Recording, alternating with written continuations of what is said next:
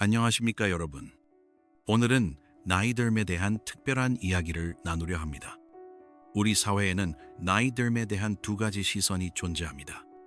하나는 나이가 들수록 쇠약해지고 무기력해지며 사회에서 점점 멀어진다는 부정적인 시선입니다. 하지만 다른 하나는 나이가 들수록 더욱 깊어지고 빛나며 진정한 지혜를 발휘한다는 긍정적인 시선입니다. 여러분은 어떤 시선으로 자신의 노년을 바라보고 계십니까? 늙는다와 나이 든다는 비슷해 보이지만 전혀 다른 의미를 담고 있습니다. 늙는다는 것은 단순히 시간이 흐르며 몸이 쇠약해지는 것을 의미합니다. 하지만 나이 든다는 것은 세월과 함께 익어가고 깊어지며 진정한 품격을 갖춰가는 과정입니다. 역사를 돌아보면 70세가 넘어서도 찬란하게 빛났던 인물들이 많습니다. 공자는 73세까지 제자들을 가르쳤고, 소크라테스는 70세에 독배를 마시면서도 철학적 논쟁을 멈추지 않았습니다. 이들의 공통점은 무엇이었을까요? 오늘은 나이 들수록 빛나는 사람들이 실천하는 7가지 습관에 대해 말씀드리겠습니다. 이 습관들은 여러분의 노년을 축복으로 만들어줄 구체적인 방법들입니다.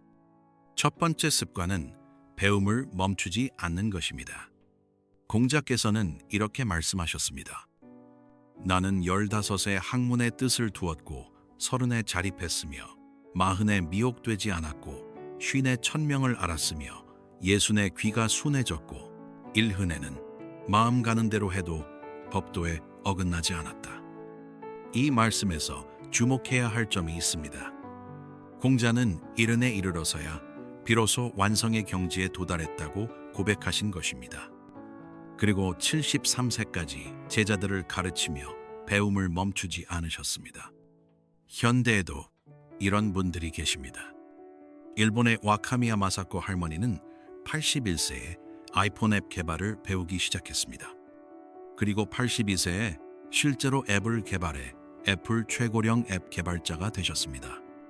한국에도 80세에 대학에 입학해서 84세에 졸업한 어르신이 계십니다. 졸업식에서 이분은 이렇게 말씀하셨다고 합니다. 배움에는 나이가 없습니다. 저는 죽기 전날까지 배우고 싶습니다. 과학적으로도 배움은 노년의 뇌 건강에 매우 중요합니다. 연구 결과에 따르면 60세 이후에도 새로운 것을 배우는 사람들은 치매 발병 위험이 훨씬 낮다고 합니다. 배움은 뇌에 새로운 신경회로를 만들어 뇌를 젊게 유지시켜주기 때문입니다. 그렇다면 구체적으로 어떻게 실천할 수 있을까요?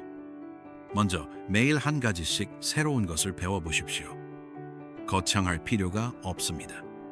스마트폰의 새로운 기능 하나, 손주에게 배우는 신조어 하나, TV 프로그램에서 본 요리법 하나면 충분합니다. 또한 경로당이나 복지관의 프로그램에 참여해 보십시오. 서예, 그림, 노래, 컴퓨터, 외국어 등 다양한 강좌들이 준비되어 있습니다. 혼자 배우기 어렵다면 친구들과 함께 배우면 더욱 즐겁습니다. 책을 읽는 것도 훌륭한 배움입니다. 글씨가 작아 책 읽기가 힘드시다면 도서관의 큰 글자 책이나 오디오북을 활용하십시오. 요즘은 스마트폰으로도 오디오북을 쉽게 들을 수 있습니다. 맹자는 이렇게 말했습니다. 배움에는 끝이 없고 덕을 쌓는 데는 나이가 없다. 여러분의 나이는 배움을 시작하기에 너무 늦은 나이가 아니라 가장 적절한 나이입니다. 두 번째 습관은 과거에 집착하지 않는 것입니다. 많은 어르신들이 그때는 좋았는데 라는 말씀을 자주 하십니다. 젊었을 때는 이랬는데, 예전에는 저랬는데 라며 과거를 그리워하십니다. 물론 좋았던 추억을 떠올리는 것은 나쁘지 않습니다. 하지만 과거에만 머물러 있다면 현재의 행복을 놓치게 됩니다. 소크라테스는 70세에 사형 판결을 받았습니다. 제자들은 그를 탈출시키려 했지만 소크라테스는 거부했습니다. 그리고 독배를 마시기 직전까지 제자들과 철학을 논하며 이렇게 말했습니다. 나는 과거에 무엇을 했는지가 아니라 지금 이 순간 무엇을 생각하는지가 중요하다. 그는 죽음 앞에서도 과거를 회상하며 후회하지 않았습니다. 대신 현재 이 순간 제자들과 나누는 대화에 집중했습니다. 이것이 진정한 철학자의 자세였습니다. 현대 심리학 연구에서도 과거 집착이 노년 우울증의 주요 원인 중 하나라고 밝혀졌습니다. 과거를 자주 회상하며 현재의 불만을 느끼는 노인들은 우울증 발병 위험이 높다고 합니다. 반대로 과거를 담담히 받아들이고 현재에 집중하는 노인들은 삶의 만족도가 훨씬 높았습니다. 그들은 그때도 좋았고 지금도 좋다고 말하는 긍정적인 태도를 가지고 있었습니다. 실제로 이런 분들을 주변에서 볼 수 있습니다. 한 어르신은 40년간 다니던 회사에서 퇴직한 후 과거의 영광을 그리워하지 않고 새로운 도전을 시작했습니다.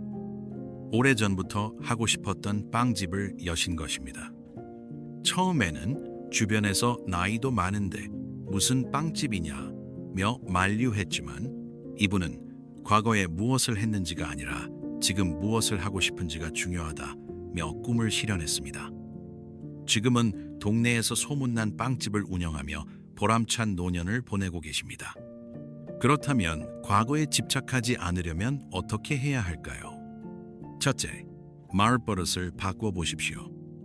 그때는 좋았는데 대신 지금도 좋다라고 말해보세요.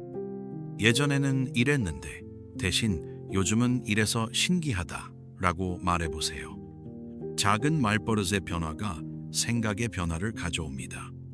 둘째, 오늘 할 수 있는 작은 일에 집중하십시오. 아침에 산책하기, 점심에 맛있는 식사하기, 저녁에 좋아하는 TV 프로그램 보기 등 현재의 작은 행복들을 음미하세요. 셋째, 새로운 목표를 세워보십시오. 과거의 성취가 아니라 앞으로 이루고 싶은 것에 대해 생각해보세요. 가보고 싶은 여행지, 배우고 싶은 것, 만나고 싶은 사람 등 미래를 향한 작은 계획들이 현재를 풍성하게 만듭니다. 장자는 이렇게 말했습니다. 물은 흘러가야 맑고 사람은 나아가야 산다. 과거라는 연못에 고여있지 마시고 현재라는 강물처럼 흘러가십시오. 세 번째 습관은 건강을 최우선으로 하는 것입니다. 맹자는 이렇게 말했습니다. 몸이 건강해야 부모를 봉양할 수 있고 학문을 닦을 수 있으며 세상을 이롭게 할 수 있다. 건강은 모든 것의 기초입니다. 아무리 돈이 많고 지식이 많아도 건강하지 않으면 무용지물입니다. 역사 속에서 장수한 철학자들의 공통점을 살펴보면 흥미로운 사실을 발견할 수 있습니다.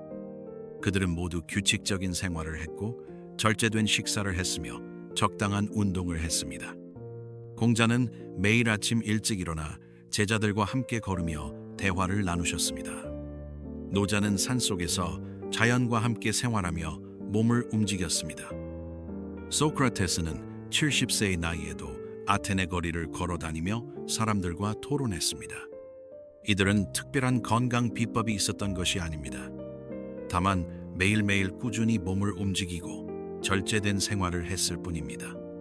현대 의학도 이를 뒷받침합니다.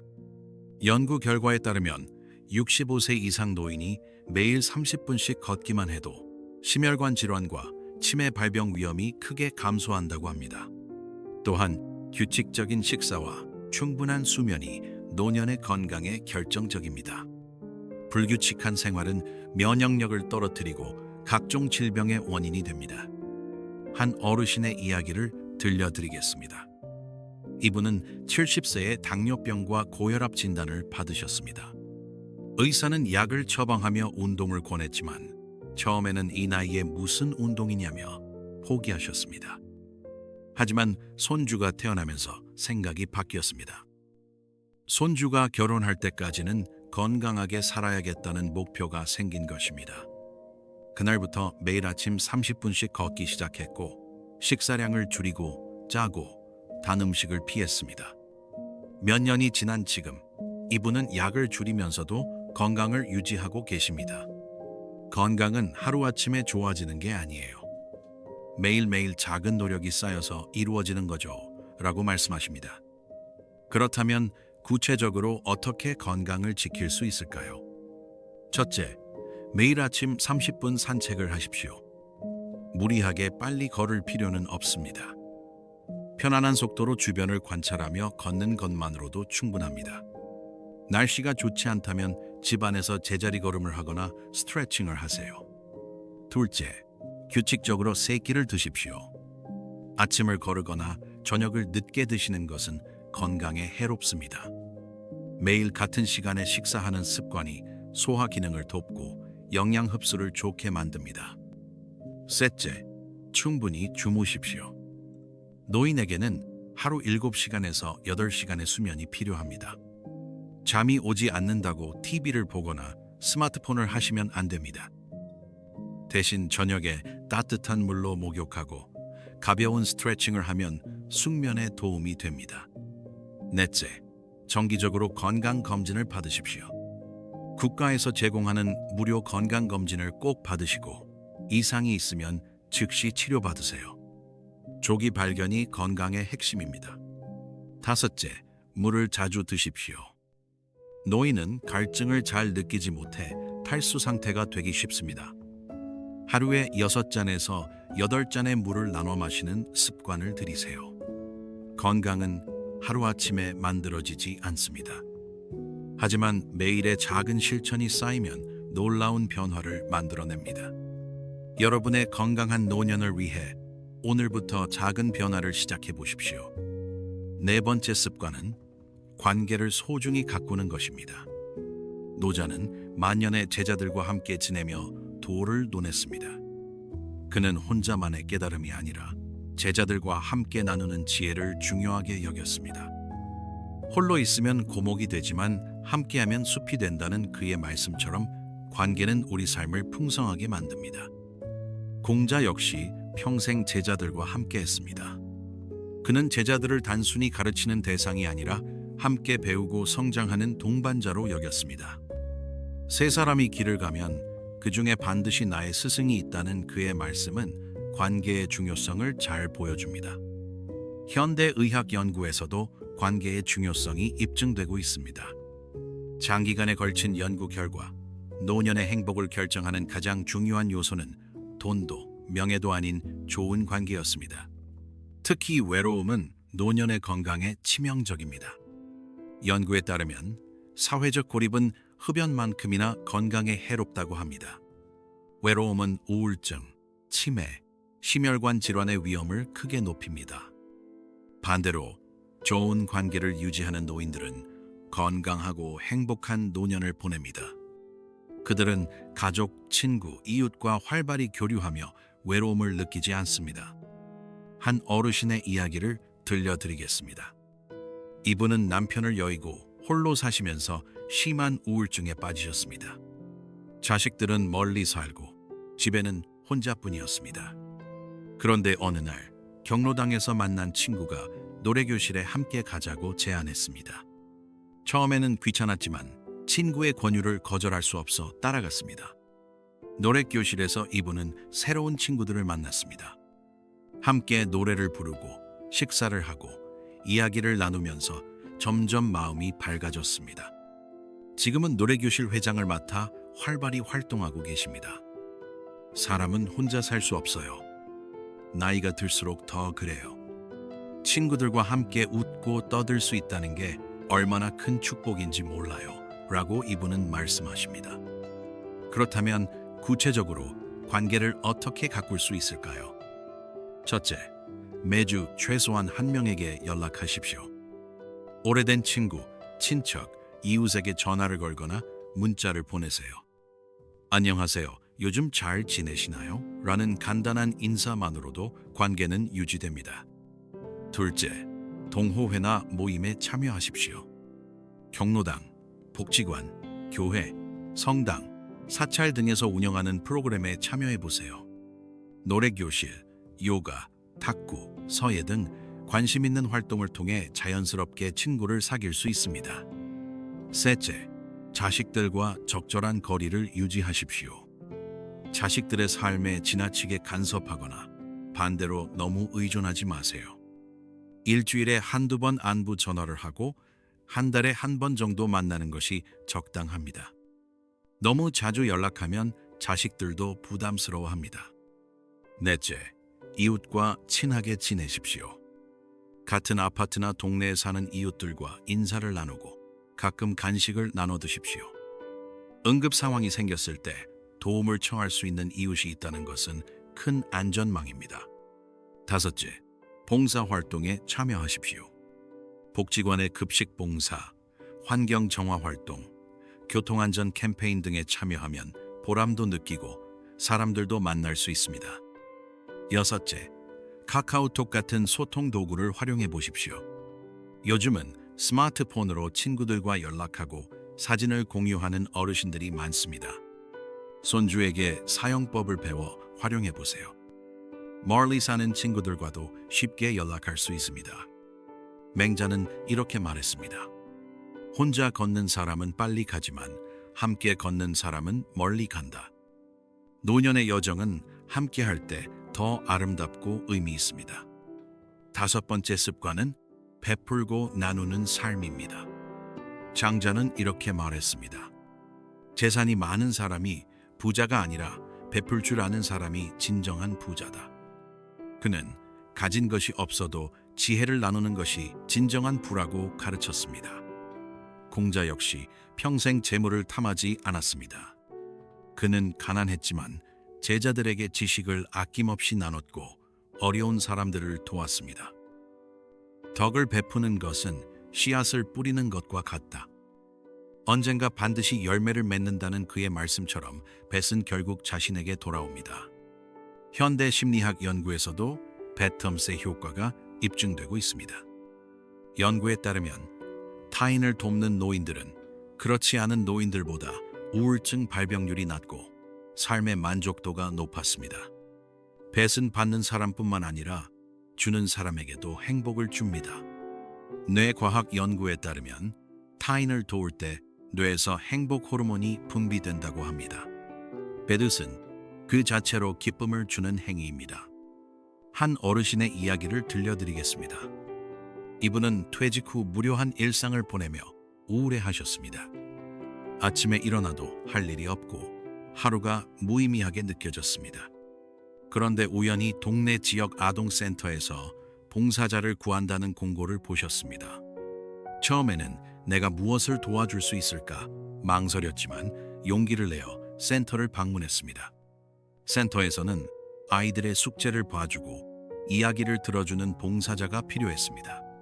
이분은 매주 2번 센터에서 아이들과 시간을 보내기 시작했습니다. 처음에는 아이들도 낯설어했지만 점점 할아버지를 따르기 시작했습니다. 할아버지의 인생 경험담을 듣고 함께 책을 읽으며 아이들은 성장했고 할아버지도 보람을 느꼈습니다. 이제는 아침에 일어나면 설레요. 오늘은 아이들에게 무슨 이야기를 해줄까, 무엇을 가르쳐 줄까 생각하면 하루가 기다려집니다.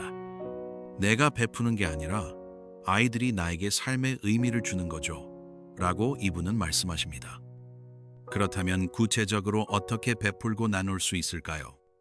첫째, 재능을 기부하십시오. 평생 쌓아온 경험과 지식을 나누세요.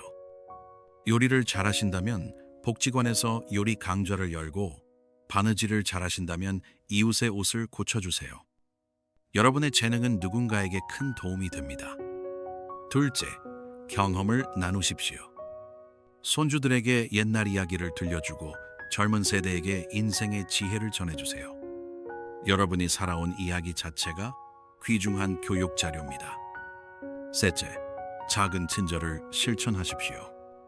엘리베이터에서 문을 잡아주고 무거운 짐을 든 사람을 도와주고 길을 잃은 사람에게 길을 알려주세요. 작은 친절 하나가 누군가의 하루를 밝게 만듭니다. 넷째, 기부를 하십시오. 큰 돈이 아니어도 괜찮습니다. 한 달에 10,000원, 2,000원이라도 정기적으로 기부하는 습관을 들이세요. 여러분의 작은 정성이 모여 큰 변화를 만듭니다.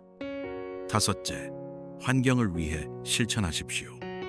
산책하며 쓰레기를 줍고 분리수거를 철저히 하고 일회용품 사용을 줄이세요. 다음 세대를 위해 깨끗한 지구를 물려주는 것도 배움입니다. 여섯째, 봉사활동에 참여하십시오. 복지관, 경로당, 종교단체 등에서 다양한 봉사 기회를 제공합니다. 급식 봉사, 환경 정화, 독거노인 방문 등 할 수 있는 일이 많습니다. 노자는 이렇게 말했습니다. 강물은 낮은 곳으로 흘러 바다를 이룬다. 낮아지고 베푸는 것이 결국 가장 큰 것을 이루는 길이다. 매주는 나를 비우는 것처럼 보이지만 실제로는 나를 채우는 행위입니다. 여러분의 작은 배셈이 세상을 밝게 만들고 여러분의 노년을 의미 있게 만듭니다. 6번째 습관은 유머를 잃지 않는 것입니다. 소크라테스는 심각한 철학자였지만 유머 감각도 뛰어났습니다. 어느 날 한 제자가 선생님, 왜 결혼을 하셨습니까? 선생님 같은 철학자에게 가정생활은 방해가 되지 않습니까? 라고 물었습니다. 소크라테스는 웃으며 대답했습니다. 결혼을 하면 좋은 아내를 만나면 행복할 것이고 악처를 만나면 철학자가 될 것이네. 이 말에 제자들은 모두 웃음을 터뜨렸습니다. 공자도 유머를 즐겼습니다. 제자가 선생님은 항상 옳으십니까? 라고 물었을 때 공자는 나도 틀릴 때가 있지. 다만 틀렸을 때 빨리 고치는 것이 나를 다른 사람과 다르게 만드는 것이지 라고 대답했습니다.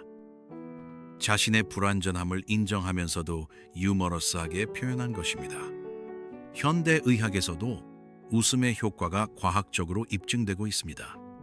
연구 결과에 따르면 하루 10분 이상 웃는 노인들은 그렇지 않은 노인들보다 치매 발병 위험이 낮고 면역력이 높았습니다.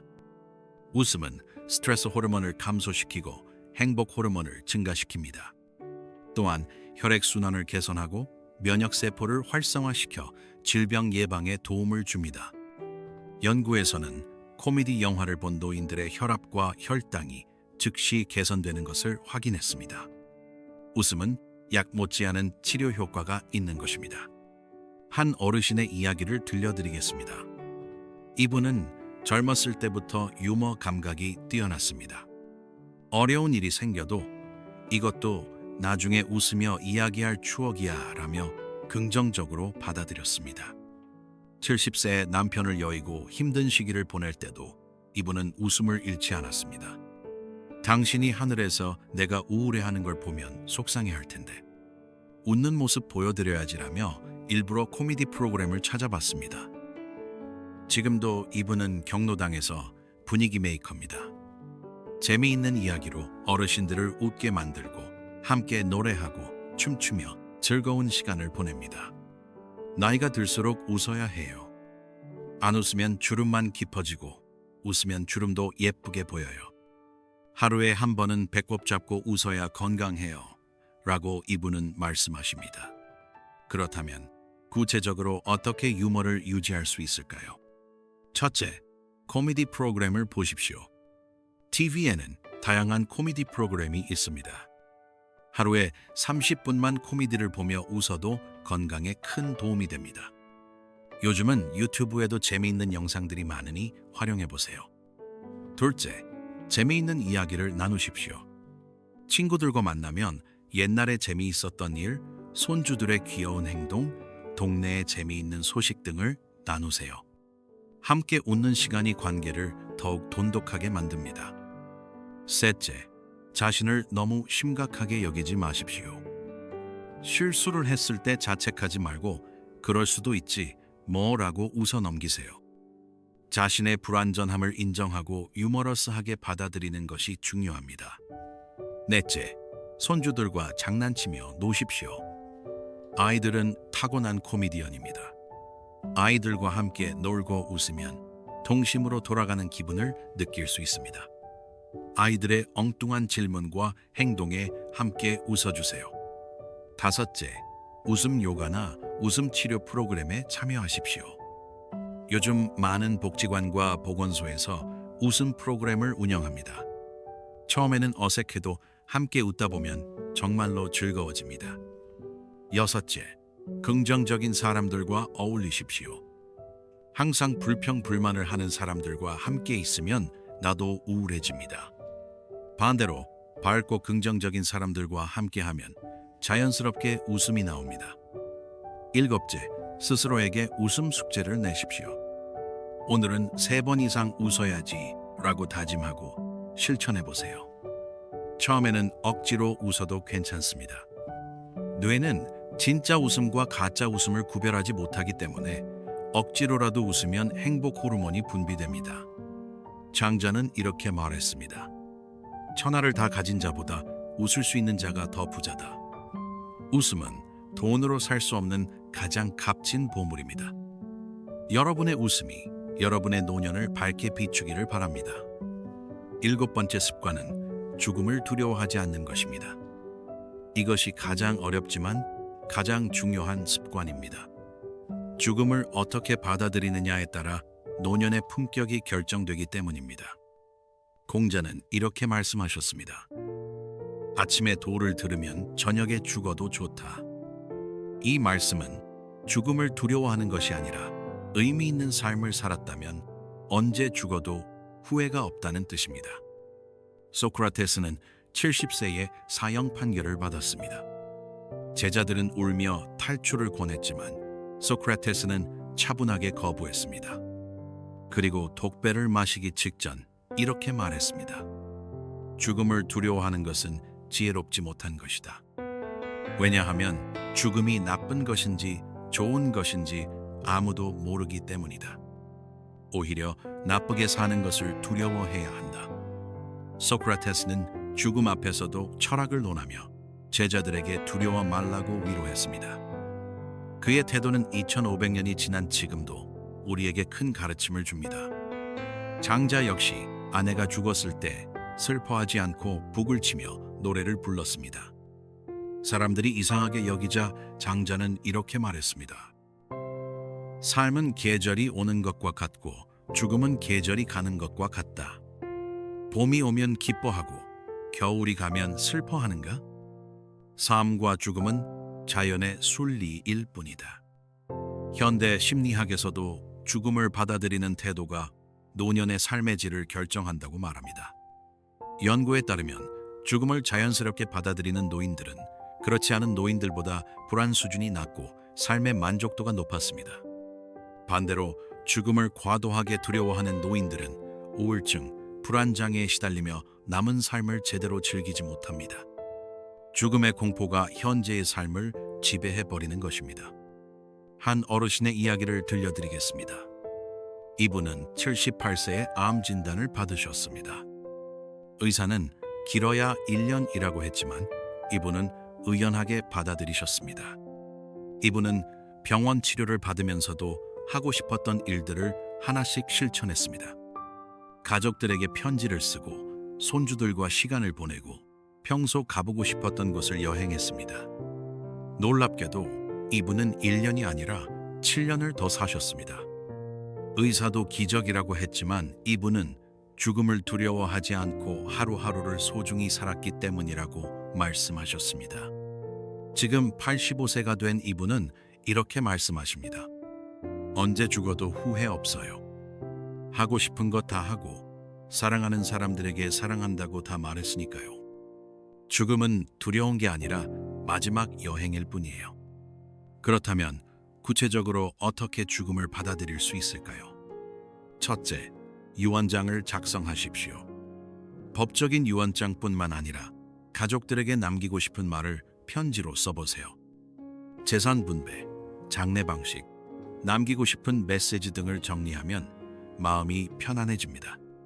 둘째, 자서전을 쓰십시오.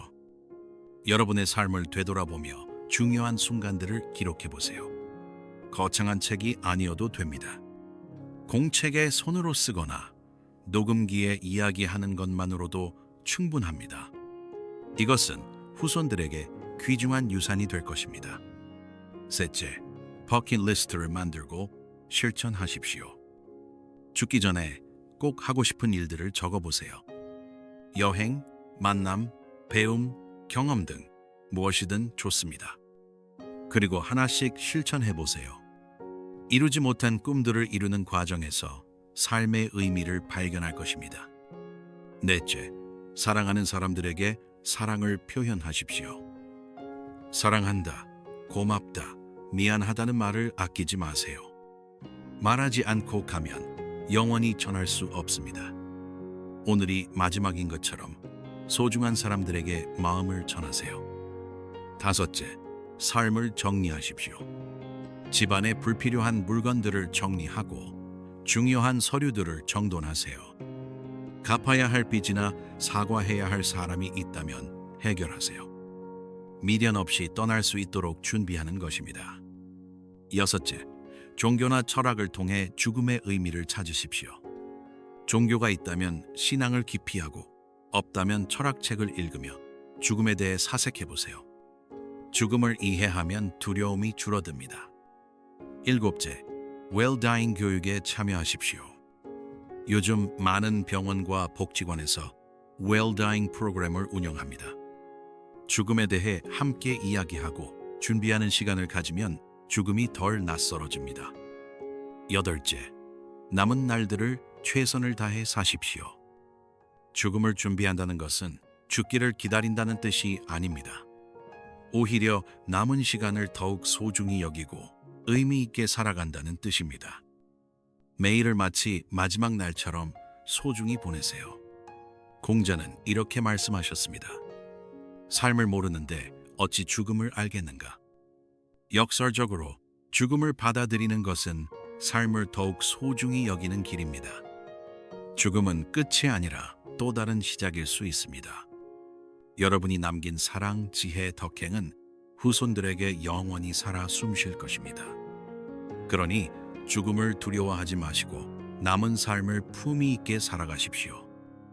여러분, 오늘 우리는 나이 들수록 빛나는 사람들의 7가지 습관에 대해 이야기했습니다. 이제 이 습관들을 간단히 정리해 보겠습니다. 첫째, 배움을 멈추지 않습니다. 나이는 배움의 장애물이 아니라 더 깊은 배움의 기회입니다. 둘째, 과거에 집착하지 않습니다. 그때는 좋았는데 대신 지금도 좋다고 말하며 현재를 즐깁니다. 셋째, 건강을 최우선으로 합니다. 매일의 작은 실천이 건강한 노년을 만듭니다. 넷째, 관계를 소중히 가꿉니다. 외로움은 독이지만 좋은 관계는 약입니다. 다섯째, 베풀고 나누는 삶을 삽니다. 배부쓴 받는 사람뿐 아니라 주는 사람도 행복하게 만듭니다. 여섯째, 유머를 잃지 않습니다. 하루에 한 번은 배꼽 잡고 웃으십시오. 일곱째, 죽음을 두려워하지 않습니다. 잘 산 사람은 잘 죽을 수 있습니다. 이 7가지 습관은 하루아침에 만들어지지 않습니다. 하지만 오늘부터 하나씩 실천한다면 여러분의 노년은 분명 달라질 것입니다. 나이는 숫자일 뿐입니다.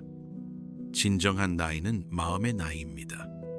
70세여도 새로운 것을 배우며 설레는 마음을 가졌다면 그 사람은 젊은이입니다. 반대로 40세여도 과거에 집착하고 새로운 시도를 두려워한다면 그 사람은 이미 늙은 것입니다. 공자는 이렇게 말씀하셨습니다. 덕은 외롭지 않다. 반드시 이웃이 있다. 여러분이 오늘 배운 이 습관들을 실천한다면 여러분 주변에 좋은 사람들이 모여들 것입니다.